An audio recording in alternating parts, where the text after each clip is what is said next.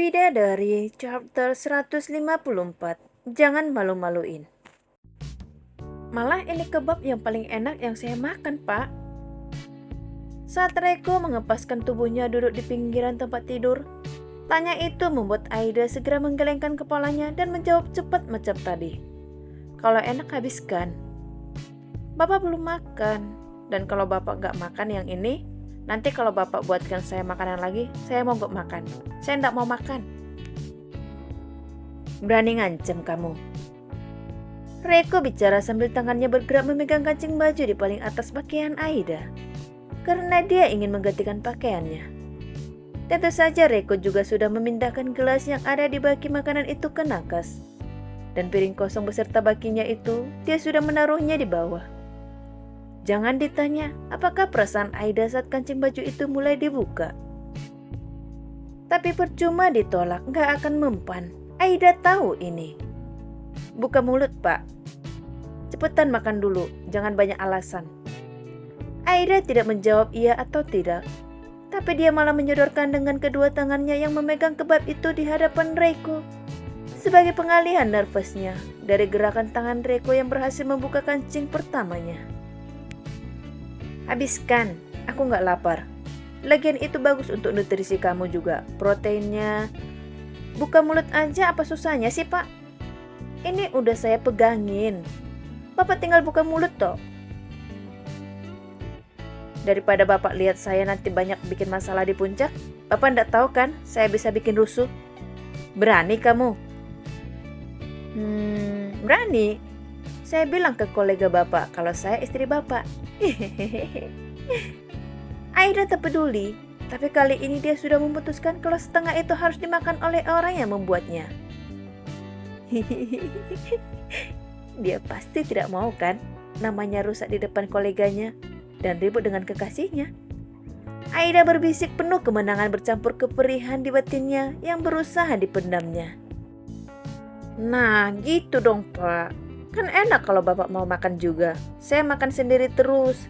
Itu saya ngerasa bersalah soalnya ini kan masakannya buatan Bapak. Tak pedulilah apa yang kamu pikirkan tentang aku. Tapi yang penting, apa yang aku katakan ini benar. Dan aku tidak mau sampai dianggap kalau aku ini mengambil kesempatan atau memanfaatkanmu. Aida tak mau memikirkan ini, tapi satu hal yang pasti. Mungkin ini akan jadi kenangan indah di saat aku mengingat kalau dulu aku pernah punya suami dan aku bisa menyuapi makanan untuknya di saat dia sedang membantuku mengganti pakaian dan membantuku yang sedang sakit. Gila, Aida tahu pemikiran ini adalah pemikiran yang paling tidak waras yang ada dalam benaknya. Tapi entahlah, mungkin ini adalah awal api itu mulai berkecamuk dalam dirinya. Aida sendiri juga tak pernah bisa mengerti bagaimana jalan pikirannya. Karena semua ini seperti mengalir begitu saja tak pernah dia rencanakan.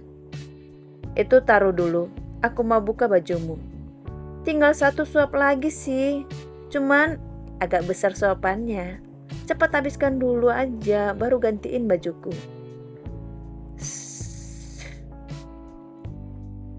Meski kesal, akhirnya Reko membuka mulutnya lebar-lebar.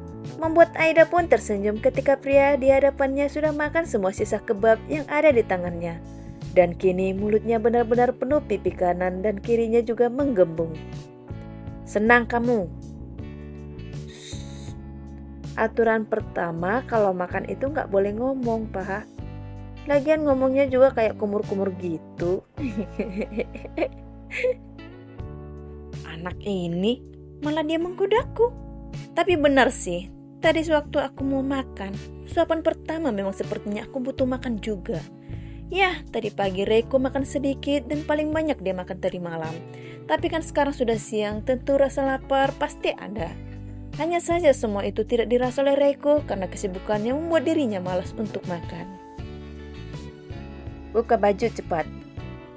Reko tapi tetap Reko.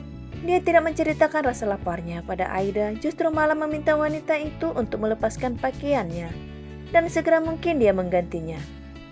Hampir telat aku.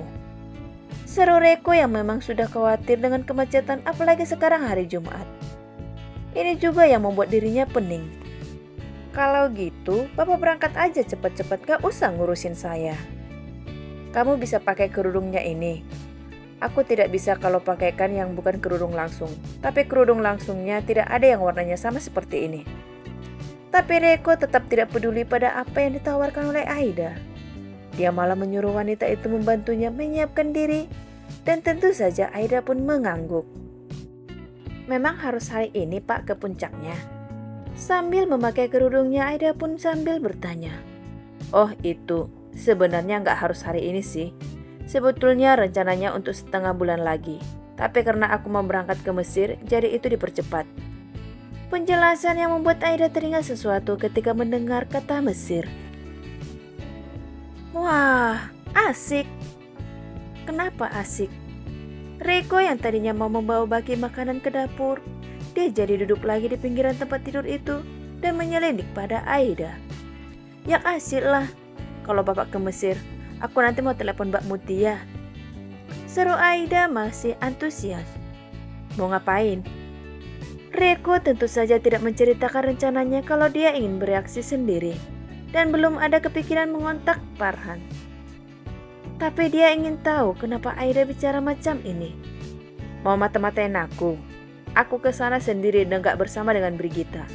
Aku gak mau cari mati lah. Protes Reiko yang membuat Aida mencebik. Saya malah gak peduli sama sekali Bapak mau pergi sama siapa. Dan memang bukan urusan itu yang mau saya bicarakan pada Mbak Mutia. Aida tak merasa bersalah, makanya dia langsung bicara lagi. Lagian memang dia tidak ada urusan soal yang tadi itu. Mau ngapain? Makanya Reiko makin penasaran. Mau bilang sama Mbak Mutia buat cariin aku miniatur piramidnya. Dan nanti dititipin aja ke Bapak. Soalnya kalau nunggu dia ke sini kan nanti kelamaan. Belum tentu aku bisa ketemu sama dia kan? Aida bicara dengan matanya yang berbinar-binar. Dan nanti itu bisa buat nambah koleksiku. Tuh di sana itu. Kan ada miniatur Borobudur. Aida menunjuk meja belajarnya. Dan memang dari kemarin juga Reiko melihat ada miniatur itu yang dia gunakan kadang-kadang untuk mengganjal supaya tidak tertutup lagi berkasnya. Bilang aja kamu mau minta oleh-oleh ke aku dengan nyindir mau minta ke Mbak Mutia gitu. Ndak kok. Aida tak ada niat begitu. Aku minta dibeliin sama Mbak Mutia udah lama. Lagian dia yang janji padaku. Katanya kalau nanti Mbak Mutia balik ke Indonesia, dia mau bawain miniatur piramid buat aku. Nah, aku cuma ingin koleksi, Pak. Kan aku udah punya candi Borobudur tuh. Tangan Aida menunjuk ke arah meja belajarnya. Nah, nanti aku punya piramid. Terus kalau ada yang keluar negeri lagi, aku mau pesan lagi. Jadi aku punya miniatur 7 keajaiban dunia. Itu kan impianku. Piramida sudah gak masuk keajaiban dunia. Candi Borobudur juga. Sinis Reiko. Dirinya yang mau membawa baki makanan itu benar-benar melupakan tentang rencananya barusan. Tidak apa-apa, Pak. Tapi yang penting kan dulu pernah masuk kan? Ya, yang penting aku punya dulu. Nanti aku kumpulin keajaiban dunia baru. Tapi Reiko menanggapinya justru dengan memutar bola matanya malas dan mulai bad mood. Kenapa nggak ke sana aja? Daripada koleksi miniatur, mending datang ke sana. Memangnya Bapak pikir pergi ke sana itu pakai daun pisang, bayar pesawat dan bayar hotelnya? Aida hanya mencebik. Udahlah, Bapak pokoknya bilang aja sama Mbak Mutia, titipan Aida, pasti tahu kok. Nanti habis ini juga aku akan menghubungi Mbak Mutia buat ngasih tahu keberangkatan Bapak ke Mesir, supaya dia bisa siap-siap. Dan pasti beliin miniaturnya. Nanti Bapak tinggal dibawa aja. Sebenarnya tidak ada yang salah dari yang diucapkan oleh Aida.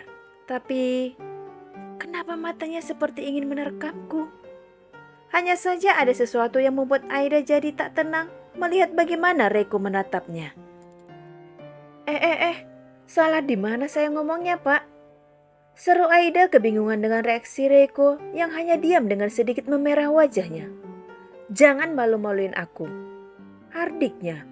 Tentu saja Aida mengerutkan dahinya makin tak paham. Malu-maluin kenapa toh? Kan aku minta sama Mbak Yuko sendiri, Pak. Ucap Aida membela diri.